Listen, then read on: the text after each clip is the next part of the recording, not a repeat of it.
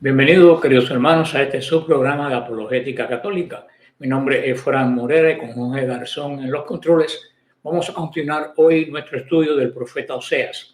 Pero como siempre, antes de comenzar, nos ponemos en la presencia del Señor en el nombre del Padre, del Hijo y del Espíritu Santo. Amén. Y oramos. Ven, Espíritu Divino, manda tu luz desde el cielo, Padre de los pobres. Ven a cada uno de nosotros y abre nuestra inteligencia, nuestra mente, nuestro espíritu, al poder de la santa palabra de Dios, que esta venga a nosotros y se haga vida en nuestro espíritu, y así poder construir el reino de Dios. Todo esto te lo pedimos en nombre de Jesús el Señor. Amén. Queridos hermanos, hoy continuamos con el capítulo 9 del profeta Oseas. La situación es exactamente la misma que hemos estado hablando en los capítulos anteriores. El reino del norte, las 10 tribus de Israel que vivían con la parte el norte, que se constituyó reino con Siquén como capital, vivía una especie de bienestar económico que hizo que todavía la idolatría abundara más entre ellos. Y el Señor en estos tiempos levanta profetas, y levanta en este caso este profeta Oseas, y es el que va a llevar el mensaje no solo a las tribus del norte, sino también a el reino de Judá en el sur. La semana pasada vimos cómo este mensaje también fue dirigido a la casa de Judá. Comenzamos en el nombre del Padre, del Hijo, del Espíritu Santo. Amén. Y vemos los versículos del 1 al 4, y dice así: No te alegres, Israel, ni te regocijes como los pueblos, porque te has prostituido abandonando a tu Dios. Has preferido el salario de prostitución a todas las eras de trigo. Ni era ni lagar los alimentarán, y les faltará el mosto. No habitarán en la tierra del Señor. Efraín volverá a Egipto, y comerán inmundicias en Asiria. No habrán libaciones de vino al Señor, ni les serán gratos sus sacrificios. Será para ellos pan de duelo. Cuando lo coman, se volverán impuros. El pan será solo para ellos. No entrará en la casa del Señor. Así comienza pues este capítulo, este gran profeta, que como sabemos pues vivió en carne propia la experiencia de sentirse traicionado. El Señor le pidió que se casara con una prostituta, lo hemos visto en los capítulos anteriores, para que él pudiera transmitir el mensaje, sintiendo en su corazón el dolor de que alguien con quien tú estás unido y amas te engaña con diferentes hombres. Y además que te engaña por dinero, por interés. Y el profeta, nadie más calificado que Oseas para entender el corazón de Dios y el dolor de Dios por la infidelidad de Israel. Comienza: no te alegres, oh Israel. En el momento en que Oseas trajo esta profecía, como les dije, las cosas no estaban tan mal en el reino del norte, en Israel. Quizás habría, me imagino que mucha diversión, buenos tiempos se pasaban entre la gente del pueblo, pero el Señor le dice que ellos no se debieran regocijar como los pueblos o los otros pueblos. ¿Por qué? Le dice: porque el juicio está en camino. Esta gente tenían el juicio de Dios pendiente sobre ellos y no se daban cuenta. Estaban, como va a decir también Pablo después, como en los días de Noé. Mientras Noé hacía el arca, todo el pueblo disfrutaba sin saber que lo que venía pues encima. Y que podemos, sin alarmar, podemos estar nosotros disfrutando en estos momentos sin saber qué el Señor nos tiene preparado en los próximos 5 minutos. Tenemos siempre que meditar y pensar esto. Probablemente era el caso, aunque no sabemos esto con seguridad, que Oseas entregó la apertura de este oráculo, de esto que estamos leyendo, como un sermón que hizo antes de la fiesta de la cosecha. Por lo que dice, suena que es este evento que se celebraba con alegría, con fiesta, con danzas, y aparentemente Oseas entrega esta palabra de Dios al pueblo en medio de esta fiesta de regocijos, que dice que amaste salario de ramera en todas las eras de trigo. Israel, como sabemos, practicaba la idolatría.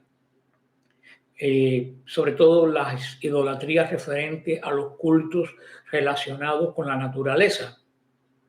Israel practicaba idolatría en las eras de trigo, en el lugar donde el grano era procesado. Ellos en ese lugar adoraban a los ídolos allí porque ellos creían que esto ayudaba a la cosecha. Muchos de estos cultos eran cultos de connotaciones sexuales. Por eso, debido a esta idolatría, el Señor va a maldecir esas cosechas. Y le dice que el lagar, donde se pisa la uva, donde se hace el vino, no los va a mantener. Vino que en Israel significa fiesta. Eso es lo que significa el vino en Israel. O sea que se les va a acabar, se les va a aguar la fiesta. Dice, no quedarán en la tierra del Señor. No solamente Dios maldecirá, diciendo de esta forma, aunque siempre sabemos que siempre la maldición de Dios es a consecuencia de nuestras acciones. Es lo que regresa a nosotros cuando nos apartamos del amparo de Dios. No solo Dios, hablando en este sentido, maldecirá la cosecha de granos, de uvas. Él también va a maldecir esta tierra y los va a exiliar tanto a Egipto como a Siria. Vimos que esto se cumplió porque parte, si recuerdan, fue con Jeremías y otras personas fueron a Egipto y otra parte fueron cautivos a Siria. Esta tierra de exilio, decía, no habría pan o no habría comida para sacrificar al Señor. Le dice que ellos comerán pan para sí mismos, no tendrán pan para nada extra, solamente el día a día para poder sobrevivir. Vamos a ver los versículos 5 al 9. Dice así. ¿Qué haréis el día de solemnidad, el día de la fiesta del Señor? Han escapado de la devastación. Egipto los reunirá, Memphis los sepultará. Sus tesoros de plata los heredarán las ortigas. Las zarzas invadirán sus tiendas. Han llegado los días de tomar cuenta. Han llegado los días de la retribución. Que se entere Israel, el profeta es un necio y el hombre de espíritu un loco, a causa de la maldad de tu culpa y enormidad de tu enemistad. Centinela de Efraín es el profeta de Dios, pero ahora un lazo de cazador. Ha puesto en todos sus caminos, hay enemistad en la casa de su Dios. Se corrompieron hasta el fondo, como en los días de Gibea. Pero él recuerda sus culpas y tomará en cuenta sus pecados. Unas palabras terribles que le toca pronunciar a Oseas en medio de un contexto de fiesta, de alegría. Me imagino que como Jeremías sería muy mal visto este mensaje. Como hoy en día es mal visto el mensaje de las palabras que manda el Señor en un mundo que tal parece que ha enloquecido. Y no solo que enloquecido, que no quiere oír que todo se ha puesto patas arriba, donde lo malo es bueno y lo bueno es malo. Y no solo desde el punto de vista cristiano, sino desde el punto de vista de toda persona sensata y decente, no importa qué religión practique. Tiene que darse cuenta que lo que está sucediendo es un verdadero espanto, es una inversión de valores que no es propia de alguien, de un hombre que tiene en sí o la verdad completa o ese destello de la divinidad. Israel no honró al Señor en sus días de solemnidad. Vemos en la cosecha. ¿A quién estaban honrando en la cosecha? A dioses de la fertilidad, a dioses paganos. Así que dice el Señor, por eso te voy a echar. Por eso tenemos un mandamiento también que nos dice guardar, honrar al Señor en sus días. O sea, guardar el domingo, guardar las fiestas del Señor. No le dedicamos tiempo nunca al Señor y después queremos que el Señor nos bendiga. Hermano, ahí no hay relación una cosa con otra. El Señor te devuelve el 100 por 1 de lo que tú das. Y cuando no das, te devuelve el 100 por 1 que no diste. Es algo que tenemos nosotros que sentarnos y ponernos a meditar. En las tierras del exilio, cuando iban a estar en el exilio, ellos iban a desear honrar al Dios de ellos, pero ya no lo iban a poder hacer. Dice necios el profeta, o insensatos son las gentes espirituales. Esto es lo que el pueblo de Israel dijo acerca de Oseas. Y eso es lo que el pueblo de hoy, tanto de la iglesia como los que no de la iglesia, dicen de las personas que traen el mensaje de Dios o que se están dando cuenta de la situación en que estamos viviendo. El que habla la verdad es un insensato. El que vive en el espíritu y se da cuenta que algo no está bien es un necio. Cuando las cosas prosperan y todos eran felices, Oseas anunció la llegada del juicio. ¿Por qué? Porque los llamó al arrepentimiento, tal como Jeremías, tal como todos los profetas. Cuando se llama a la gente al arrepentimiento y la vuelta a Dios en medio de una cierta prosperidad material, todas las personas piensan que aquel que trae un mensaje diferente es un necio. Y la persona que vive para el espíritu es un insensato, porque hay que disfrutar las cosas materiales que tenemos. Esto no tengo que hablar mucho, solamente tienes que mirar a tu alrededor, dentro de la misma iglesia, dentro de la propia familia, ni hablar dentro de la nación. Las naciones han vuelto unas naciones que yo diría que los locos son ellos, que viven en una insensatez continua. Y peor es cuando el mundo le llama bien al mal y mal al bien. Terrible es cuando el mundo hace de la ofensa de Dios su norma de vida y la adoración de vida a Dios, la hace una burla. Hermano, todo eso tiene consecuencias. Los tuvo en Israel, y no quiero ser un profeta como Jeremías o como sea, pero las va a tener entre nosotros. Y yo siento que esto que pasó con el COVID no es todavía lo que nos viene. Esto solamente fue uno de los últimos avisos. Se siente en el ambiente que algo está por suceder. No sé hasta cuándo durará la misericordia de Dios. Como dije, no quiero ser profeta de calamidades, pero es lo que tengo que decir. Ellos decían tal como decimos nosotros. ¿Quién dentro de sus cabales va a profetizar algo como esto cuando estamos en el medio de una cosecha tan abundante? La cosecha abundante es una prueba de que Dios nos bendice. Eso es lo que ellos decían. Por supuesto, me imagino que pensarían que quien los bendecía era el Dios de la fertilidad y que la prueba era la abundancia en que vivían. O sea que ellos estaban bien y Oseas estaba mal. Todos sabemos cómo terminó el asunto. Y ahora yo te pregunto, ¿qué tú crees que es prueba de la bendición de Dios? Israel pensaba que eran las cosas materiales que tenían, como dicen algunas iglesias protestantes, que se suman a esta campaña de locura en que está envuelto el mundo, porque estas últimas iglesias que han salido, las sectas, y aún las iglesias tradicionales, se han vuelto totalmente, de una forma u de otra, disfrazada de piedad o disfrazada de herejía, se han puesto a apoyar el gran desastre. Ambas van a ser culpables de lo que suceda. La política y la religión de estas sectas y algunos de dentro de nosotros. Porque ¿qué han hecho el Estado, las sectas y mucha gente dentro de nosotros?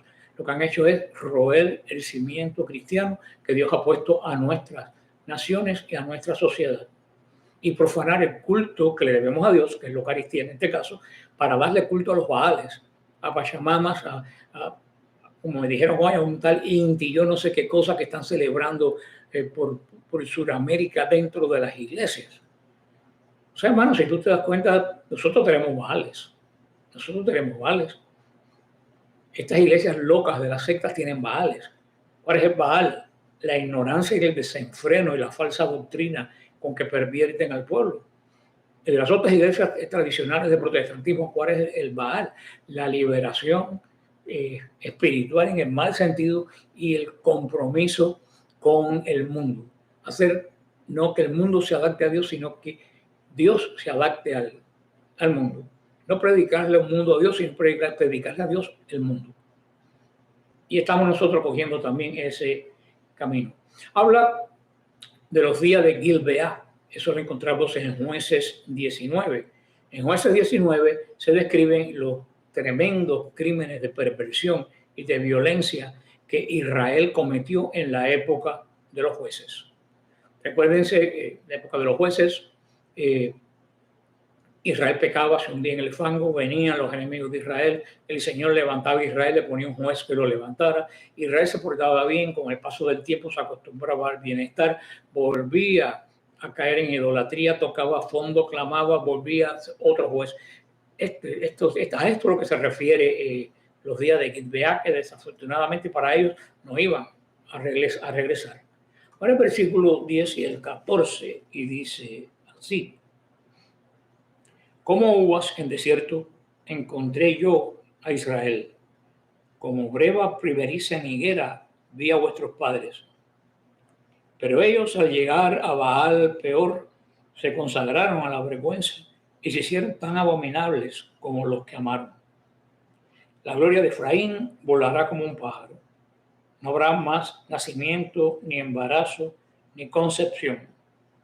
Aunque críen a sus hijos, yo les privaré de ellos antes que se hagan hombres. Ay de ellos cuando yo los abandone.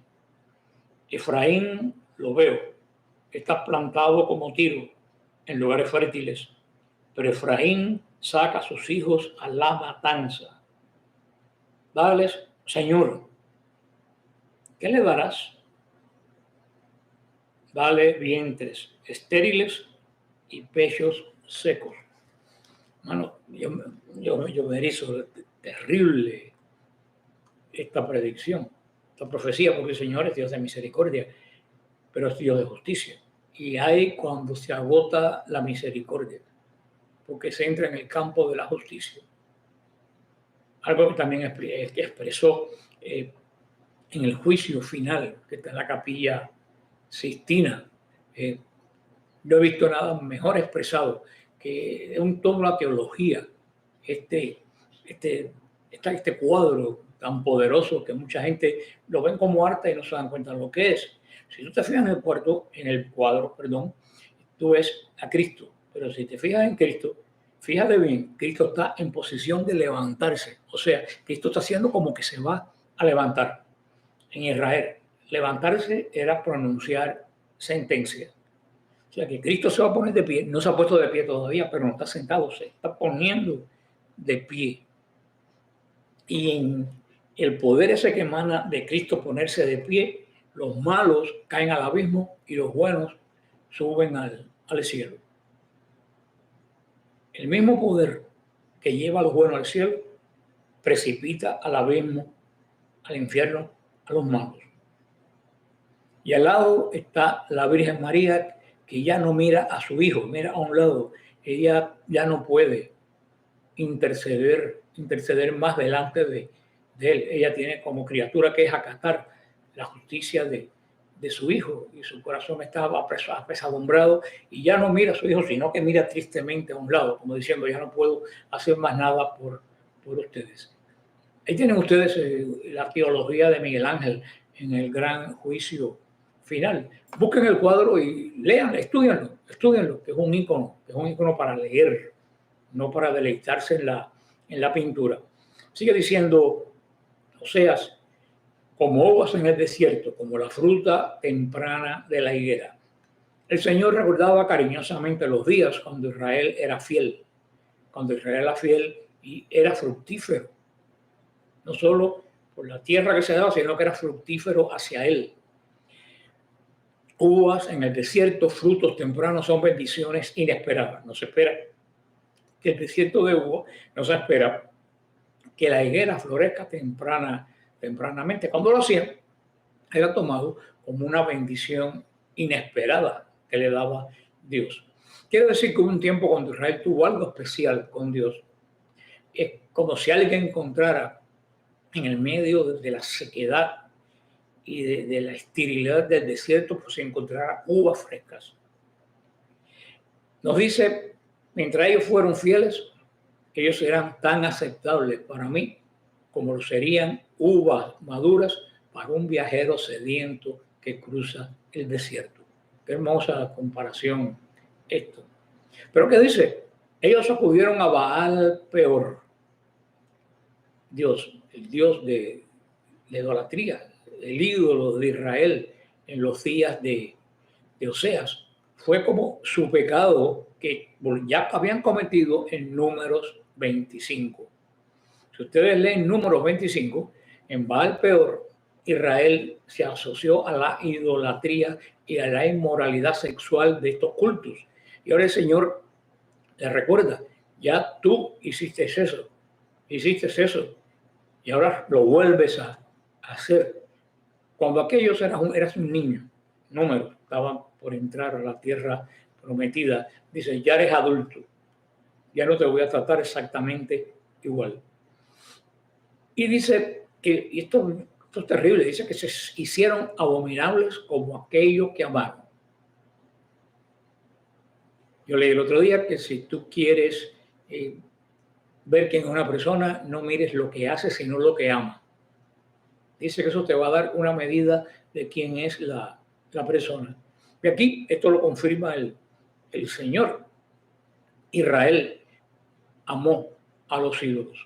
Y cuando amó a los ídolos, se hicieron exactamente igual que ellos.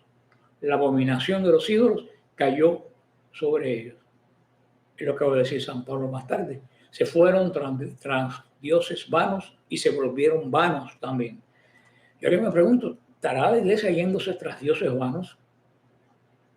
Llevo todas estas cosas que están sucediendo, las cosas que el documento del sínodo que salió hoy, y es algo terrorífico. Es como decir, pues, ya el Espíritu Santo no tiene que mover los corazones de la gente. Ahora, la cultura, la moda, tiene que regir el movimiento de la iglesia. O sea que ya no tenemos que estar dirigidos por el poder de Dios, sino por lo que dicta el mundo. Eso es lo que dice el mamotreto este inicial que se presenta del sínodo. A pesar que presenta las mismas cosas que se presentaron en el sínodo de la Amazonia y que fueron rechazados. Bodas homosexuales, bendición de parejas que no están casadas por la iglesia, diaconado de las mujeres, eliminación del celibato. Eso se planteó hace 2 años cuando el sínodo del Amazonas, y lo vuelven a presentar. Es como que el que sigue presentando y presentando para decir en algún momento los canso. El que lee ese documento, querido hermano, no queda aterrorizado, es que se ha vuelto tan abominable como quienes lo presentaron. Que entre paréntesis, no sé a quién habrán entrevistado, pero yo no conozco a nadie que haya opinado en ese sínodo. Y los pocos casos que conozco que se hicieron no presentaron a la arquidiócesis las cuestiones que la gente presentó que no era del agrado de los que estaban dirigiendo el proceso. Ahí lo dejo. Pero te recuerdo que nos vienen días tremendo que va a agravar la situación. Dice, nos convertiremos como el Dios que amamos y servimos, ya sea el Señor o como cosas abominables. Señor, en contraste hacia los frutos del pasado, un pueblo que dio tantos frutos, que fue llevado a una tierra que emana leche y miel. Dice que ahora Israel va a experimentar todo lo contrario, esterilidad y duelo. Dice, los quitaré de entre los hombres. Si ustedes recuerdan, antes de entrar a la tierra prometida, Josué reunió a las 12 tribus, 6 en una colina, 6 en otra colina, precisamente en esa área de Samaria. Y 6 de las tribus decían, sí, obedece las leyes que el Señor te da, vas a ser bendito, las vacas parirán varias veces, tendrás muchas cosechas al año, tus mujeres engendrarán hijos fuertes. Y la otra 6 tribus decían, si te apartas del pacto de Dios, tus vacas se morirán, la tierra será estéril, tus mujeres no engendrarán hijos. Ellos estaban avisados desde el desierto y desde el momento que entraron. Y cayeron en lo que dijeron las colinas de la abominación. Y los resultados los van a tener delante. En contraste, les dije, como los frutos del pasado, ahora solamente van a tener esterilidad y duelo. ¿Por qué? Porque rechazaron al Dios que le dio todo por irse detrás de unos ídolos que ni existían ni le habían dado absolutamente nada. Dice, aquí hay como una exclamación de Oseas, como expresión que dice, dale, oh Señor, lo que le tienes que dar. La idea es que Oseas parece que comenzó una oración de ira contra el pueblo de Israel. Por eso que dice, dale, oh Señor, lo que le tienes que dar. Pero parece que de repente se detuvo y no continuó, porque observó su corazón y no supo qué cosa orar.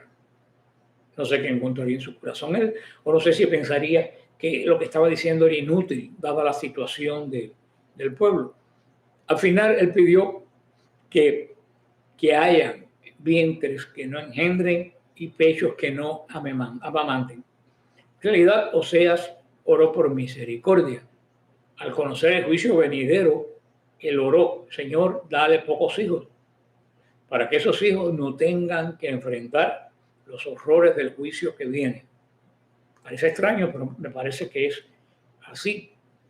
En ocasiones, mucha gente que se ven a sí mismo, quizás de forma, no sé, acertada, como más espirituales y más cercanos a Dios que los demás, en una iglesia, en un grupo, se enfadan y se frustran por aquellos que parecen que no tienen un corazón apasionado por el Señor. Esta frustración es entendible. Yo me recuerdo cuando yo empecé a llevar los viajes a Israel, yo esperaba que todo el mundo sintiera lo que yo sentía y echaba a perder mi viaje de los demás, porque yo me ponía muy molesto, decía, ¿cómo esta gente no están sintiendo lo que yo siento aquí? Están perdiendo el tiempo en tantas tonterías. Eso me pasó cuando yo empecé los retiros de silencio. La gente no iba a hacer silencio, la gente iba a romper las reglas. Yo decía, pero ¿para qué vienen? Si saben que es un retiro de silencio, ¿para qué vienen con la idea de romper el silencio? Eso nos pasa muchas veces a toda gente y esta frustración yo creo que es entendible. Pero la pausa en la oración de Oseas les debería dar a ellos otra pausa. Es algo bueno el anhelar un avivamiento, una gran pasión espiritual delante del pueblo de Dios. Pero si eso lo va a hacer soberbio, lo va a llenar de ira o lo va a amargar contra los demás, entonces, hermano, Satanás ha ganado una victoria. Eso fue lo que yo me dije en estos dos casos cuando me di cuenta, pasó un poco de tiempo desafortunadamente, cuando me di cuenta que la gente no podía ver en Israel lo mismo que veía yo, por el motivo que sea, no voy a entrar en juicio. Cuando vi que en los retiros la gente no hacía silencio, no porque no quería, sino porque no podía contener la bulla que tenían dentro. Entonces batallé contra ese malestar que había dentro de mí que se traducía en peleas o en disgustos míos, porque me daba cuenta que aparte de lo que estaba sucediendo, Satanás estaba ganando una victoria con esos berrinches espirituales que a mí me daban. Ahora el versículo 15 y 17, y dice así: toda su maldad está en Gilgal, allí le he cobrado odio. Por la malicia de sus obras los echaré de mi casa, y no les amaré más. Todos sus príncipes son rebeldes. Efraín está herido, su raíz seca. Ya no darán frutos, aunque engendren. Daré muerte al fruto querido de su vientre. Ni Dios los rechaza, porque no le escucharon. Andarás errante entre todas las naciones. Hermanos, comienza el tiempo del juicio. De Dios viene bendición, abundancia y vida. De los ídolos, del no Dios, solamente viene muerte y esterilidad. Y aquí les recuerda la acción de Gilgal, como ya mencionamos en Oseas 4:15. El Señor despreciaba la ciudad de Gilgal. La ciudad de Gilgal era el centro de idolatría en Israel. En un tiempo Gilgal fue un lugar donde los profetas fueron entrenados bajo la dirección de Elías y de Eliseo. Recuérdense, Segunda de Reyes 2:1. Y también Segunda de Reyes 4:38. Pero en los días de Oseas se había convertido en el centro de una adoración falsa. No solo ya era centro de idolatría de Israel, sino que era una adoración que no tenía ningún sentido. Solo vemos en Oseas 4:15, lo vamos a ver en 12:11 y en Amós 4:4 y en Amós 5:5. Dice que los va a echar de su casa. La tierra es de él, no era de ellos. En este sentido, el exilio era el castigo perfecto para Israel. Ellos habían deshonrado la tierra de su Dios, su tierra, así que él los iba a desalojar de esta tierra, que le dejó bien claro antes de entrar a ella que su estancia en ella dependía de su fidelidad al pacto que habían cerrado en el Sinaí. Dice, no daré más frutos. Una de las razones principales por la cual Israel fue tras los ídolos como Baal y Astartet o Astarot fue porque pensaban que esos dioses traían fertilidad al vientre de las mujeres y frutos. Dios les recuerda a Israel que en realidad el Señor del vientre y el Señor de la tierra es Él. Y que cuando no se adora a Él, la consecuencia es infertilidad en el vientre y en la tierra. Finalmente, dice que Dios los desechará porque ellos no oyeron. Esto es exactamente lo que el Señor prometió bajo el antiguo pacto. Así comenzaba la oración que tenían que hacer todos los días. Shema Israel. Escucha, Israel. Tu Dios es uno solo. Shema Israel. Adonai Eloheinu. Adonai Elohanu. Tú tienes un solo Dios, escucha. Ellos tenían que decir todos los días, abre tu oído, escucha al Dios que te trajo aquí. Desgraciadamente, ellos no escucharon. Desgraciadamente, nosotros no estábamos escuchando. Él promete acordarse de todo esto, pero que en un momento lo borrará de su mente, hablando como una persona. Él promete no acordarse más de nuestros pecados. Esto lo vemos en Hebreos 8:12 y 10:16. Pero esto será ya por la mediación de Jesucristo que tenemos nosotros, que esta pobre gente no la tenía todavía. Y con esta bendición todavía nosotros nos damos gloria y gracias a Dios. Aquí nos quedamos en este capítulo 10 y nos vemos la semana que viene en el capítulo 11, si el Señor lo permite. En el nombre del Padre, del Hijo, del Espíritu Santo. Amén.